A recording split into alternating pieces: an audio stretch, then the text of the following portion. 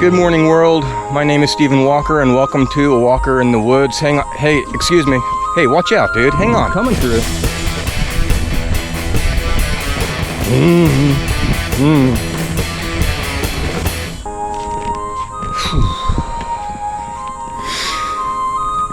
Breathe. Smombies. As I was saying, good morning, world. My name is Stephen Walker, and welcome to A Walker in the Woods. And I think we know the topic for today, and that is smombies. What is a smombie? A smombie is a smartphone zombie. I presume that you've probably run across a few or run into a few in your day, wherever you are in this great world. Yeah, smombies are everywhere in South Korea. South Korea is a very high-tech country, and in many ways it outpaces the United States in advanced technology.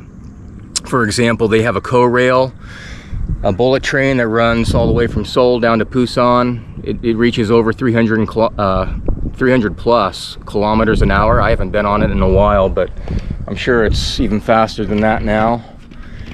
And high speed. Speaking of high speed, they have high-speed internet. Probably, it's always been among the fastest in the world. Immediate. And also a widespread adoption of the smartphone. So they call it a smartphone, right? I think in America we call it a cell phone, but here in Korea it's a smartphone. And I always tell my students, is it a smartphone? Is it smart, or is it technology?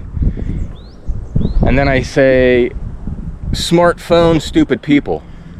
So I have 4 rules in my class. One is to be on time. We only meet an hour and 50 minutes per week. One class, one time a week, so not a lot of time. Number 2, food and drink. That's fine, you can bring it in, but if you bring it in, you take it out. Throw away your trash. Respect the cleaning ladies that come in. Number 3 is no phone, and that has been a challenge. And then number 4 is respect. Respect the teacher, respect your peers, your classmates, respect yourself, and respect the classroom. But getting back to phones, in the past, when I first started teaching here in Korea, they were never really an issue. And then in the last probably 10 years, they started becoming more of an issue. So I would always say, no phones, please, no phones. And then the first week, 2 weeks, they would all say, yeah, no problem, no problem. I say, is it possible? And they say, yeah, it's possible, no problem. And I say, I don't believe you. Because I have experience. And they laugh. But then 2-3 weeks later, you see a student sitting in his or her desk, and they're down like this, looking down at their crotch, and I immediately know what they're doing. They're on their phone. Well, at least I presume that they're on their phone. 95% of the time they're on their phone. The other 5% I don't want to know about. But so 2 years ago, I took drastic steps in which I purchased a phone holder in which you hang on the door by metal clips, and it has, I think, 30 pockets numbered, and each student gets a number and they have to put their phone in the pocket. At the beginning of class, I take attendance that way, and it's really expedited the class. I don't have to call roll, and it's a win-win. They don't have a chance to use their phone. But back to South Korea, in the past, pretty much after the Korean War, in the early 1950s, there's a thing called bali bali here. Bali bali means hurry hurry, and it's a bali bali culture here. It always has been, at least since the Korean War. After the Korean War, South Korea was in much more dire straits than North Korea was, believe it or not. And pretty much from the 50s to the 90s, rapid industrialization, thanks in part to the Bali Bali mentality of the grandmas and grandpas now here, and the great grandmas and great grandpas.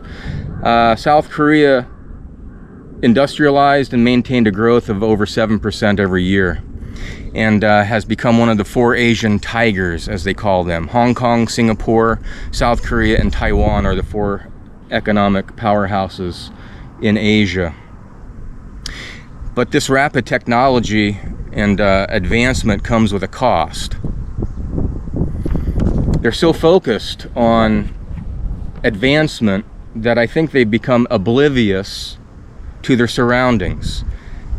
And that is the title of this episode, is Oblivious, Oblivion, and the Smombie Apocalypse. It's everywhere, and it's a problem.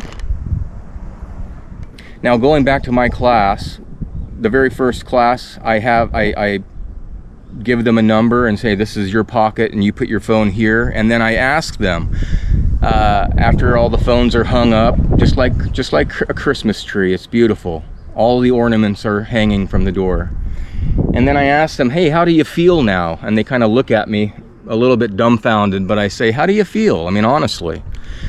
And they say, mula, I don't know. And I say, do you feel free? And a few of them chuckle if they get it, and they do, a few do, and others kind of look with that puppy dog kind of, what? And yeah, freedom, I mean, like true freedom. And then I tell them that this door hanging thing, which I call a time machine, before I introduce this time machine, I tell them about my childhood and going to school in 1990, and I say, I have a time machine. Do you believe in time machines? And they say no. And I say, well, I have one. Do you want to see it? And I whip this thing out, and I hang it on the door, and they hang their phones in there, and then I go on to tell them that in the 1990s, your teacher, Stephen Walker, was a high school student. And back in that time period, there was no computer, there were no phones, smartphones. There was a teacher, a book, and a student, and brains and eyeballs. And we had to look at each other and talk to each other, and if a student had a question, guess what they'd do? They would raise their hand, and then they'd ask the teacher the question, and generally the teacher could answer it. Not always, but most often they'd give a acceptable answer. And then I'd say, you are, for once in your life, you're free. Because back in 1990, I could leave my house and I'd say, okay, I'm going out. Bye, Mom. Bye, Dad. See you later. And they'd say, okay, bye. See you later. And I'd say, bye, okay, bye, bye, bye. And I closed the door and I was totally free. My mom, my dad had no clue where I was, who I was with, what I was doing, and had no real way to get a hold of me. That's freedom. And so the light kind of clicked in a few of my students' heads over the years or past semesters that I've done this. But when you leave the classroom and they grab their phone, they're immediately on it. And when I'm driving to work or driving downtown, going to the store or whatever, I see people constantly on the phone. If we're stopped at a red light and then it turns green and the person in front of me doesn't move for 1, 2, 3, 5, 6 seconds, I'm on the horn because I know that their eyes are looking at their crotch, aka their phone.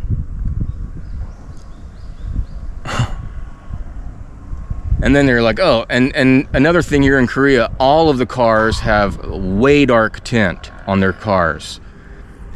In America, all Korean cars would probably be illegal. And I think the main reason is so they don't, the tint allows other people not to see who they are driving on their phone. And when they F up with traffic that no one has a clue, and they can't see me giving them the bird. Not that I do it often, but occasionally it's happened. Yeah, driving, walking down the street, walking into people, walking into poles. I mean, I'm sure you've seen videos of online where, you know, people are on their phone and walk into water fountains, walk out into the street, get hit by buses. A lot of fun and excitement out there. Restaurants. Restaurants. Young couples, old couples, my wife. When we sit down for a meal,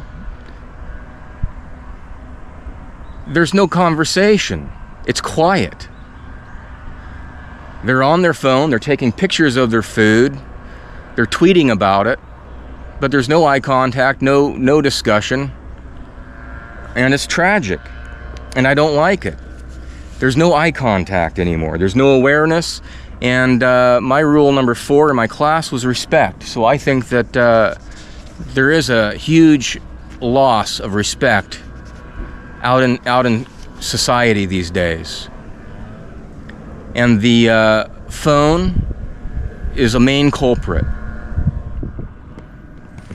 It's a beautiful day. But I'm going to share a few of the dangers I see living life as a Smombie. Number 1 is physical disconnection. As I said, no eye contact.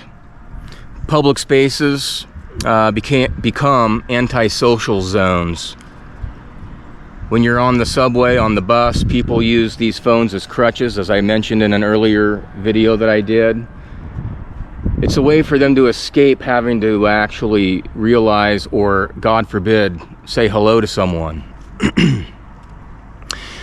Poor posture. As I said in my classes, I know when students are on their phone because their heads are down, they're slunched over, and it's called text neck, I guess. This can cause spinal issues down the road if you do it every day, all day. Also, reduced lung capacity. How often do you breathe deeply? Breathe in and hold it. Hold it. Oh gosh. And then let it out. I just got lightheaded there. I think I need one more. Gotchi gopshi da. Together. Breathe in. Hold it. Hold it. Hold it. Hold it. And release. One more.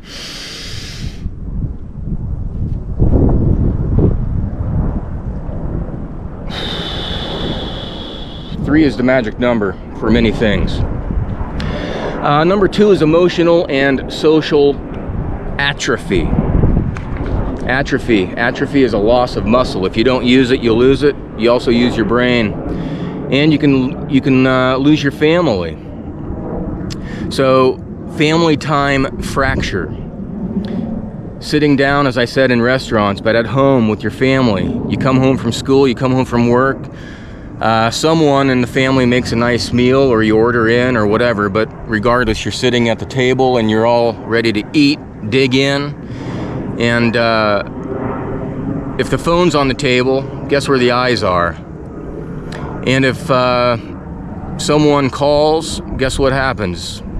If you are having a good conversation, that'll soon be interrupted by a notification, a text message, a phone, God forbid a phone call. Phone calls are actually becoming obsolete. It's mostly text these days.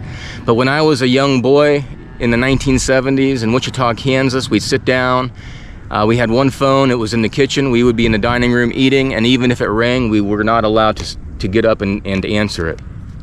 Dinner time was family time and conversation time. Excuse the hair, I was acting as a Smombie, and I had a hat on earlier, so anyways, not worried. The next one is child modeling addiction. So kids from a very early age learn that the phone is more important than presence, being here, right now, connection with those standing in front, beside, or behind them, and silence. How often do you sit in silence? Meditation.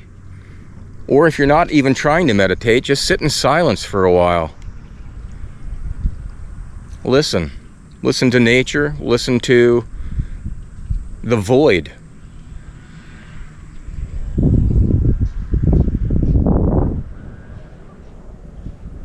The wind. And guess what? Your mind will come alive. Shallow relationships. Texts and likes. Oh, I like this video. I love your video. Replace real dialogue and empathy. And then you have the endorphin rush. If you have Instagram or some kind of social media and you are a content creator, like I am, so yes, I am a bit of a hypocrite, but luckily or unluckily, I don't have many likes on any of my videos, but I don't care. That's why I call it free therapy. I'm doing this primarily for myself and for anyone out there that does find value in it. If you do, give me a like, boost the algorithm. But I'm not saying that to be shallow, or am I? Number 3, danger of living as a Smombie is mental fog and reduced awareness. Subtopic, attention fragmentation, which is multitasking. Multitasking can be very good. It proves that you have a pretty strong brain if you can do many things at once. But constant multitasking leads to a decreased focus, decreased creativity, and decreased retention. If you're overstimulated all the time, you can't focus on any one thing and do it correctly. There's no such thing as perfect, but you can do your best at it. And if you can't focus on something, how can you retain it? Another sub-heading of mental fog, reduced awareness, is loss of solitude. Similar to silence, being alone, or never being alone with one's own thoughts, can dull your inner life and spiritual reflection. Anxiety and dopamine fatigue, as I said before, with all the likes. Ding, hey, you got a like, wow. Endorphin rush, feels good. Oh, the endorphin rush is gone, now what? Waiting for the next endorphin rush. Someone please like me. Phones can create a loop of craving, relief, and craving again. This exhausts the nervous system. Constantly looking for that next hit. And then 4th is cultural shift towards narcissism. This one might cut a little bit close to home. I'm not a big selfie guy. I don't take photos. There aren't a lot of photos of me for obvious reasons. I'm 53 years old and I'm not as pretty as I once was, but I can accept that. I'm lucky enough to still be here, I guess, so I'll take that as a compliment from God.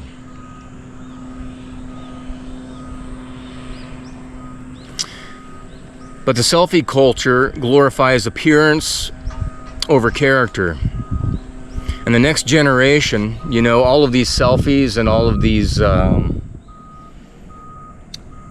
what do you call them? I don't even know what you call them. These apps that, you know, can disfigure your face, or, you know, the next generation is going to be showing their friends pictures of grandma, and grandma's wearing droopy puppy dog ears and her tongue's hanging out. It's like, yeah, that was my grandma back in 2023. Wow, look at my grandma. She's got duck feet and a platypus bill. That's cute. Look at all of her tattoos. Don't look now, though. They've all shifted. Cultural shift, speaking of shift and narcissism, moments are captured, filtered, and posted instead of lived. How often do you see pictures or videos of people at concerts these days and everyone's got their camera up? It's like, you know, back in the 70s and 80s, when the band is getting ready to do their encore, everyone's flicking out their Bic, lighting a flame. Not the safest thing to do in a crowded environment, but they did it. But now it's like, oh, I've got to capture this and never look at it again, or post it and never look at it again. But everybody and their dog has the camera up. It's a sea of small screens recording something that they should be enjoying live. I went to Bob Dylan, Lenny Kravitz, Paul McCartney, Elton John here in Korea. Guilty as charged. I'd pull it out for one or two songs that are like, oh God, this is like the song that I've been waiting for. So, kind of, you know, look at me listening to Elton John sing Tiny Dancer or whatever. I don't know. Sure, for certain moments, it's a fantastic thing to use, but not all the time. And filters. Now, if I had a filter on this GoPro, I would most definitely use it because, as I said, I'm not looking too pretty these days. But all of the filters, you know, what's reality anymore? Hard to tell. And then maybe most importantly, with narcissism, is we're looking at ourselves and looking down into this black screen, the black mirror, which means that we are forgetting to look up. Look back up to the sky, especially at nighttime. Look up to the heavens. Look up at the clockwork that is up there and is spinning around us like clockwork, year in and year out. The same clockwork that has given our generational ancestors fodder for great stories and myths. It told them when to plant, when to harvest. It gave them an understanding of who they were and where they were. And without doubt that there was a creator. It is a clock up there, people, and it doesn't change. It hasn't changed. So we'll end this with some predictions. I don't know any predictions, honestly, but I'll give it a go anyways. But the newest generation is Generation Alpha, and I've heard a saying they're born into glass. Test tube baby, Cabbage Patch Kid, born into glass. So future generations that are born and are looking at themselves, looking at the black screen, day in and day out, patience is not their virtue. Everything is on demand. It's bali, it's hurry, it's why didn't it arrive 5 minutes ago? I ordered it 6 minutes ago. Where is my Uber Eats? Where is my Taco Bell? Boredom also disappears. But people will say, isn't boredom a bad thing? Isn't it good that it disappears? And I will say, out of boredom comes creativity. When you're bored and you have nothing to do but use your imagination, then comes creation. So boredom is actually a very positive thing. Or at least it used to be.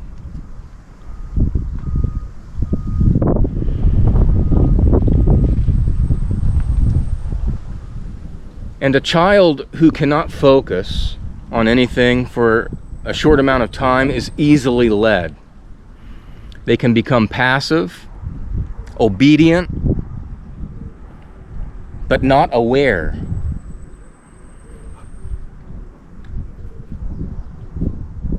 And now more than ever, we need to be aware of our surroundings, of what's going on, to not be oblivious.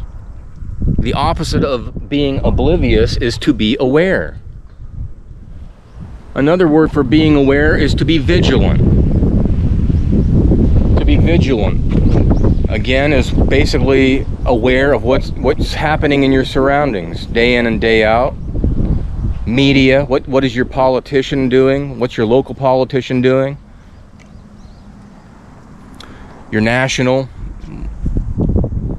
There's a lot of information out there, maybe and probably too much for our small brains to comprehend. So all of this technology really isn't healthy.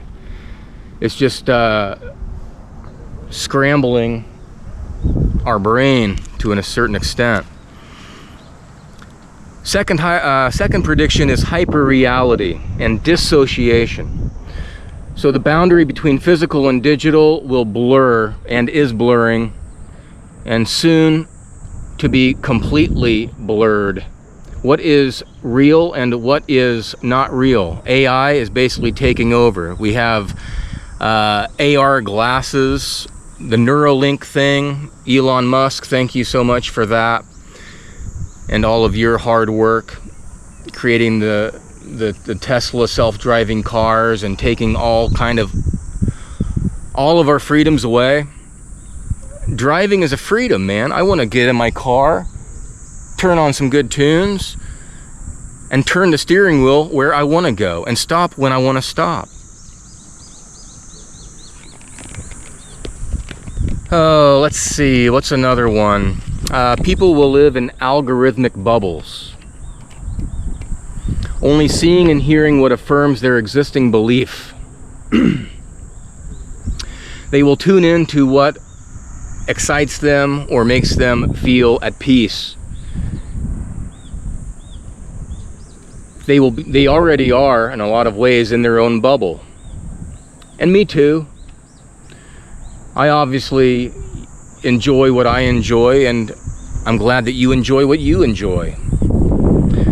But we still have to come together as a society somewhere, cross the line, cross the boundaries of people, and find common ground.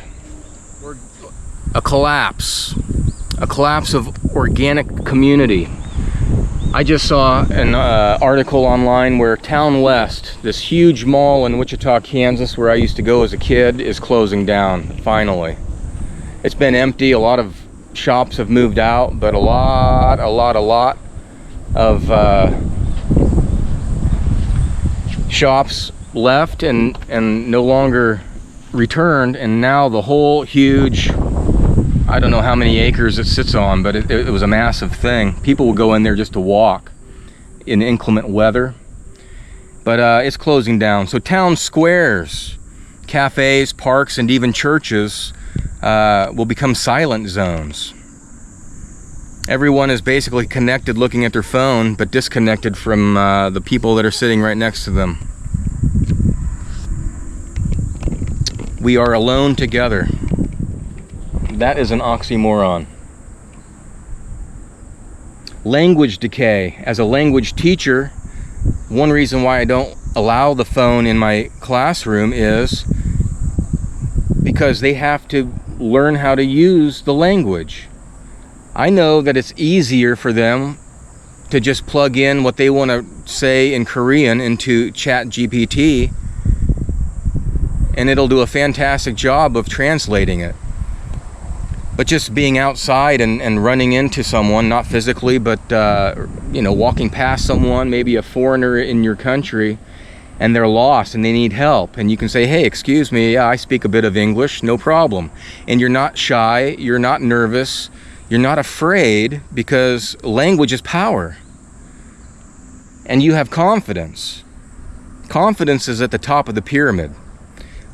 The language pyramid starts way down below with the alphabet, then you get into phonics, and then you get into grammar and some sentence structure and small topics, basic conversation, and then at the very top is confidence. And if you have confidence, the world's opened up to you. Better job, better pay. Better communication with people around the world, because English is the lingua franca. It is the language that is spoken and used by well over half of the 197 plus countries on this planet, on this earth, in this realm, whatever it is. And then the last one is surveillance and normalcy. So one of the first videos that I did recently was about the smart city down below, Napo. There it is. There she is in all of her glory. That is a smart city, and I took a drive around that city in my car, and I counted well over 100 cameras, CCT cameras, speed cameras, but they're everywhere, and more each day. So using your phone 24/7, it doesn't just distract you from reality and your environment and turn you into a Smombie, but the phone tracks you. It tracks where you go, what time you were there. There's no more freedom, man. The more we live on them, the more of our freedom is bargained away for our conveniences, quote unquote. Future children may never, ever know what real privacy or freedom is. And what's even worse, they won't question it. They won't. How can you question something that you never knew existed? Sad. And it makes me angry. So some closing insights. As I stated, today is day 3. I am on a fast. I'm on a 40-day water fast. And just to give you a quick update, my mental clarity is heightened. My eyesight is sharpening, but not there yet. The hunger pangs have all but gone away. And I feel damn good. Again, as I said, 3 is the magic number, and day 3 is usually when you get over the hunger and you start getting into autophagy, and you start using all of your fat for energy, which is ketosis, and then the autophagy, which means that the old cells, the diseased cells, are being dismantled, destroyed, and basically recycled by all of the stronger cells in your body. So I'm feeling good. Just a quick metric, my weight on day 1 was 91.3 kilogram, which was 201.2 pounds.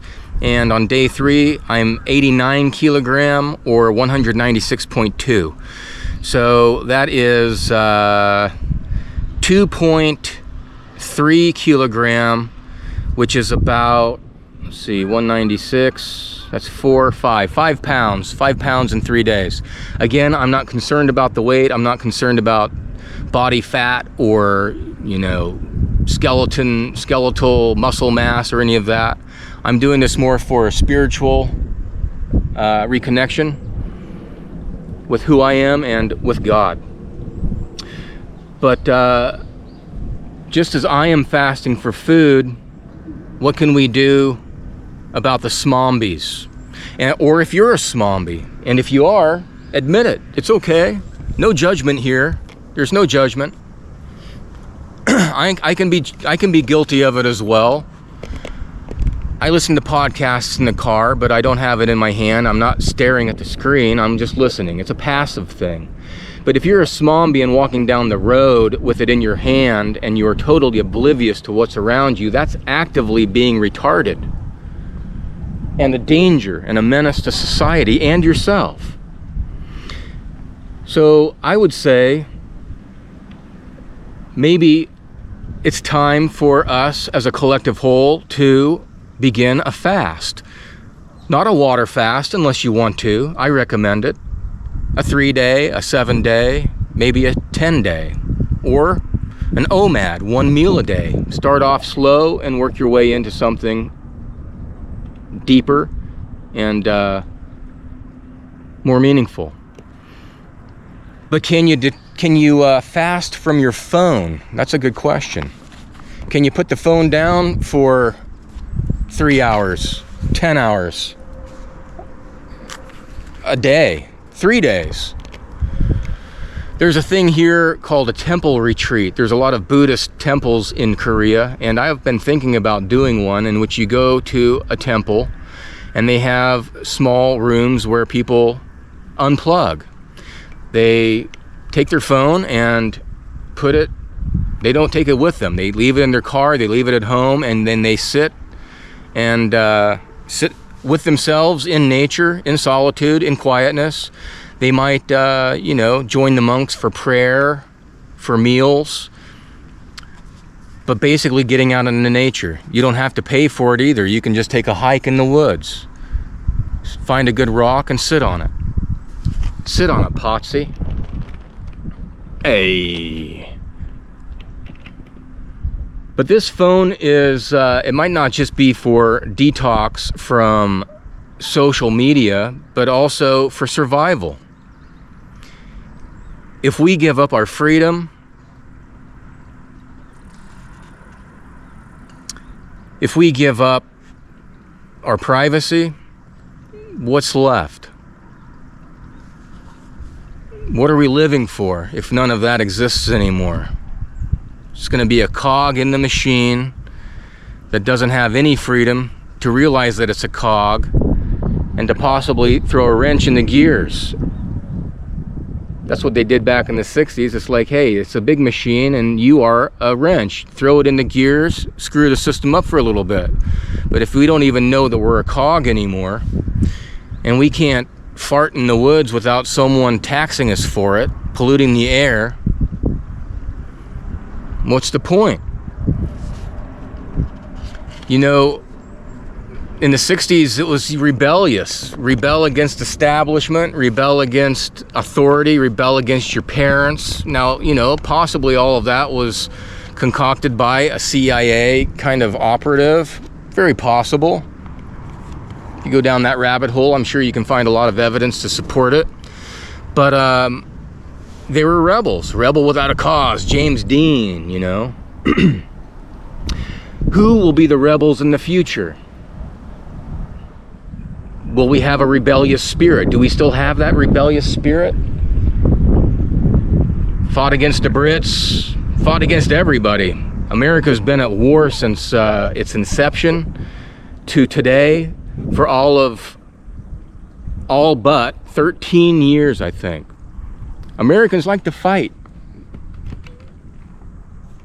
I think it was Smedley Butler or someone, one of these generals said war is a racket and basically it's good business. But we don't have to join that fight. We can fight for our own independence and our own freedom, and you can do it right now, right here and today. And that is by fasting from social media, fasting from the phone, becoming abstinent, giving it up. That might be the true rebel in the future, is to be a digital abstinator. If that's a word. So that kid out there who doesn't have a phone just might become the next revolutionary. You'll see his image on shirts and memes across the nation, around the world, across the earth. Not because it's trendy, but because it's necessary. That kid is remembering what it means to be fully human, to be able to look up at the sky, to notice, to walk around without distraction, to make eye contact, to relate, to have meaningful discussion again, to debate. Debate is good.